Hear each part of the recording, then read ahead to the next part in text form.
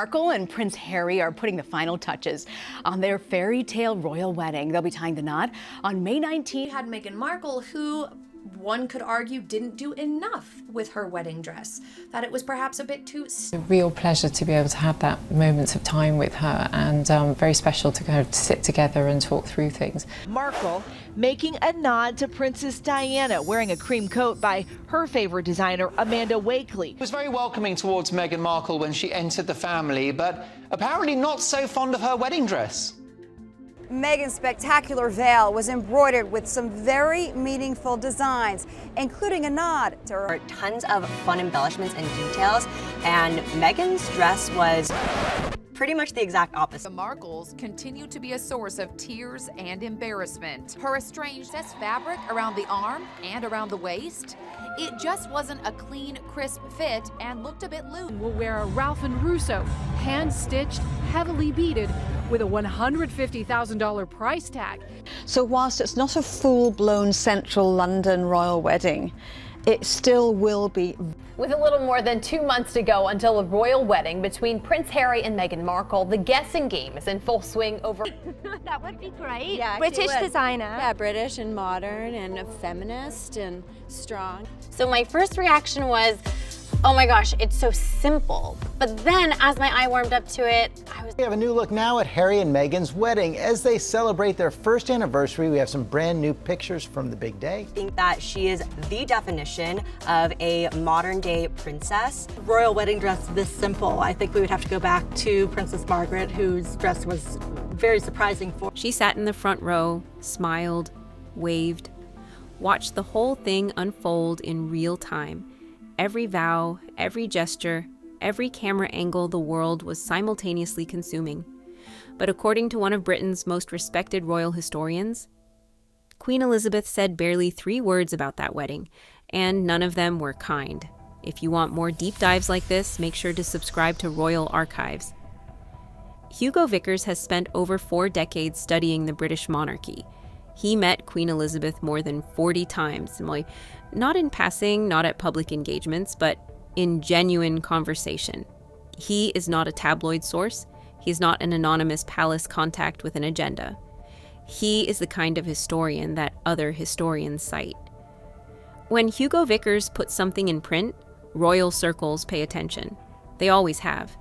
And in his new book, Queen Elizabeth II, A Personal History, Vickers writes something that quietly stopped a lot of people mid-sentence. The Queen, he claims, did not like the dress, not just lukewarm on it, not diplomatically distant.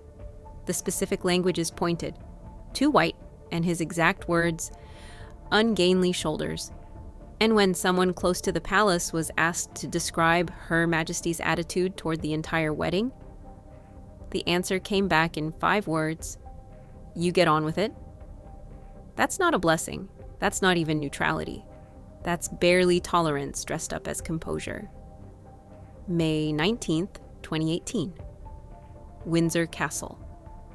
The world watched what was being called a fairy tale in real time. An American actress marrying into the House of Windsor, a modern love story broadcast to nearly every continent. The press was euphoric. The crowds lined the long walk for hours. The global television audience was estimated at close to 1.9 billion people. And at the center of it all, Meghan's Givenchy gown, designed by Claire Waite Keller, stark white silk, architectural lines, bare shoulders, a veil that stretched nearly 15 feet, embroidered with flowers representing all 53 nations of the Commonwealth. For most of the world, it was breathtaking. For Queen Elizabeth, if Vickers' sources are to be believed, it landed very differently. Something about this has never quite added up. Because the Queen's expression that day, captured in photograph after photograph as she sat in St. George's Chapel, was studied, composed, and almost impossible to decode. Observers at the time called it dignified. Some called it gracious. A few, the more watchful ones, called it distant. Now, with Vickers' account on the record, people are going back to those images with different eyes, looking for what was always there. Here's where the story gets more complicated. Meghan wore white. That detail, in royal tradition, carries a weight that isn't immediately obvious to outsiders, but it was obvious to everyone inside that institution. Other royal divorcees had understood this without being told. Camilla, at her 2005 wedding to Charles, wore a pale blue and gold coat. Princess Anne, at her second wedding in 1992, chose a green outfit and a hat. No white. No traditional bridal veil.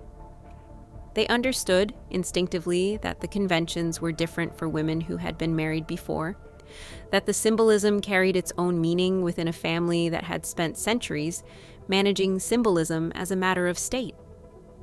Meghan made no such concession. Royal author Sally Bedell-Smith had reported something that went largely undernoticed at the time, that Meghan refused to tell the Queen what she would be wearing ahead of the ceremony. Not a miscommunication, a refusal. The Queen, who had spent her entire reign operating through careful protocol and managed expectation, was kept in the dark about one of the most visible decisions of the entire event.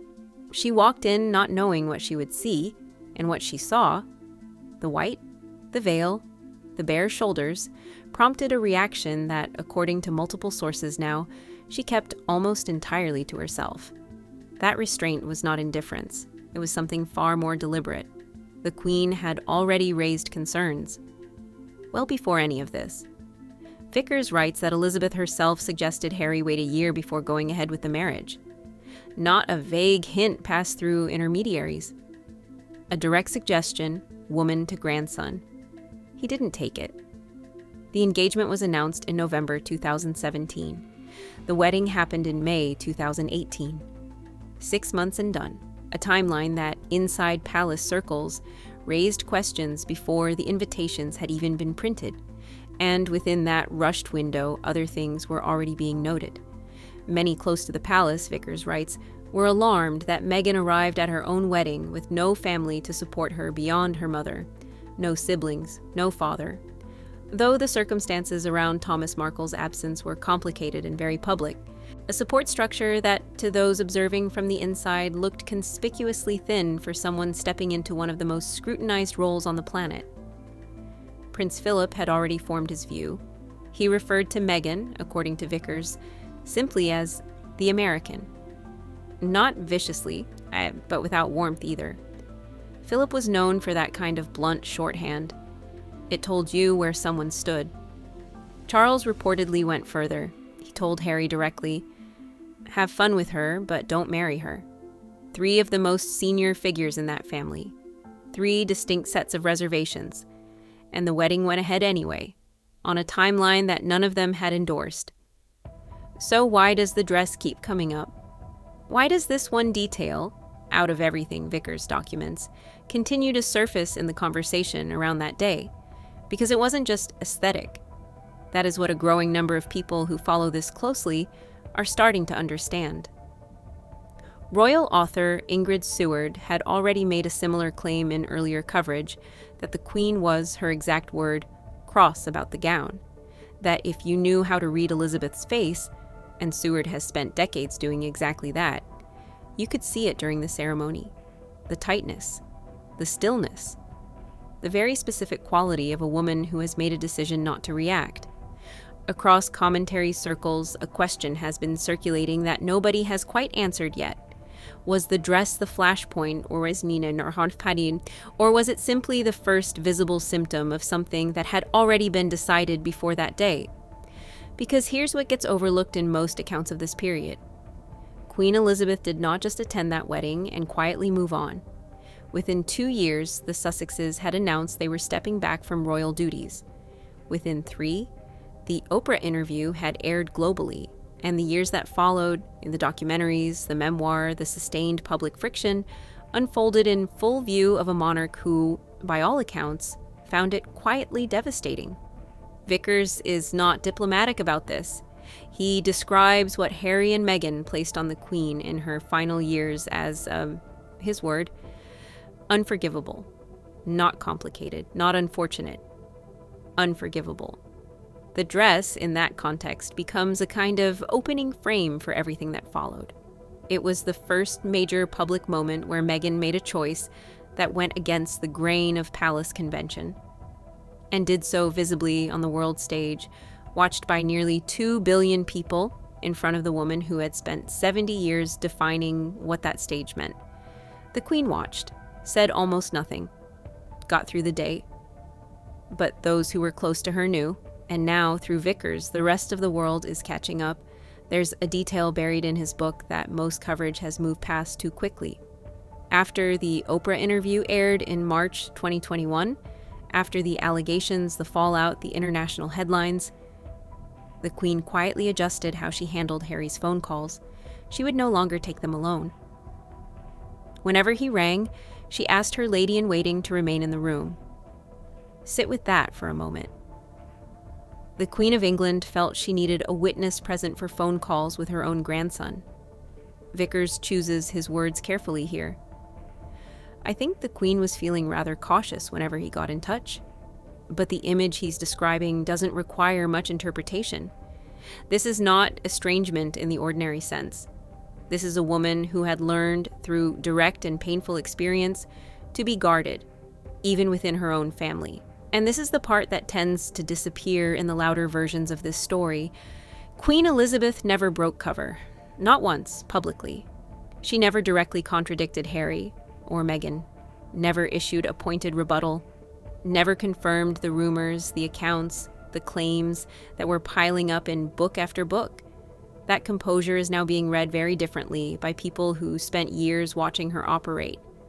Not as approval, not as passive acceptance, as a queen managing in real time a situation she had privately anticipated and had tried more than once to prevent.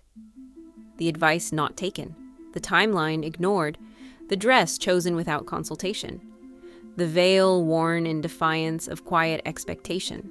Whether any single element sealed what came later is impossible to say, but the pattern Vickers traces is consistent across every chapter. The concerns existed early, they were raised, they were set aside, and what followed played out in front of a woman who never once said publicly what she had said privately, that none of this was how it was supposed to go. Hugo Vickers chose his title carefully, A Personal History. Not political, not institutional, personal. Built on 40-plus meetings, decades of proximity. Sources who were actually in those rooms when the conversations happened. He describes the distress the Sussexes caused the Queen in her final years as something that, again, his words, cannot be overestimated. That is a deliberate sentence from a deliberate man. He does not write carelessly. And by his account, the thread connecting all of it runs back further than most people realize. Back past the Oprah interview, back past the 2020 exit, back to a chapel in Windsor. A white dress, bare shoulders, a veil that nobody at the palace had been told to expect. 5 words summed up what the Queen allowed herself to say out loud. You get on with it. Everything she chose not to say, that is what Vickers spent an entire book reconstructing. And there is still more in that account that most people haven't gotten to yet. Subscribe to Royal Archives, because the stories that don't get told loudly, those are always the ones that matter most.